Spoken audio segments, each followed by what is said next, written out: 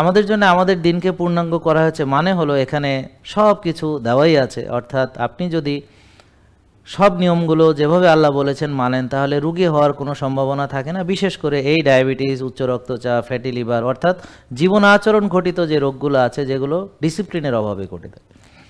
তো এখন আমরা যদি বেশি খেয়ে রোগী হই, তাহলে আমাদের এটার চিকিৎসা হচ্ছে না খেয়ে থাকা।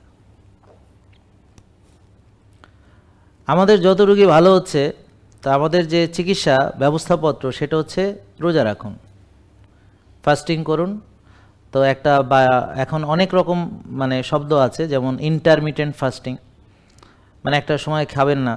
তো বিদেশে যারা ইউরোপিয়ান, ওরা 16, 18 মানে 20 এরকম অনেক ঘন্টা না খেয়ে থাকে। তাহলে 16 ঘন্টা, 18 ঘন্টা, 20 ঘন্টা, বা একটাকে বলে ও ম্যাট, মানে 1 মিল এ ডে, মানে একবার খায়, দিনে একবার খায়, এটা হচ্ছে ও ম্যাট বলে।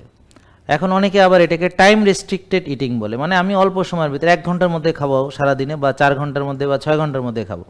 এই সারাদিন খাবো আমরা গরু ছাগল না, বা জাবর কাটি না। আমরা যে গরু কি করে, প্রথমে অনেকগুলো ঘাস সে খেয়ে ফেলে, তারপর আবার বের করে নিয়ে আসে, সারাদিন জাবর কাটে। কিন্তু মানুষ সারাদিন জাবর কাটার জন্য না।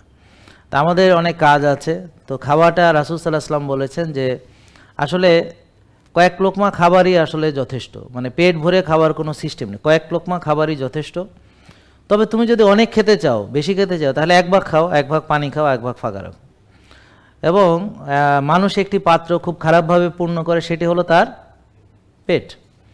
এবং 80 ভাগ 85 ভাগ রোগ পেট থেকে তৈরি হয়। তাহলে আমাদের পেটের যত্ন বোঝা অত্যন্ত গুরুত্বপূর্ণ। জেকে লাইফস্টাইল, ওষুধ মুক্ত সুস্থ জীবন।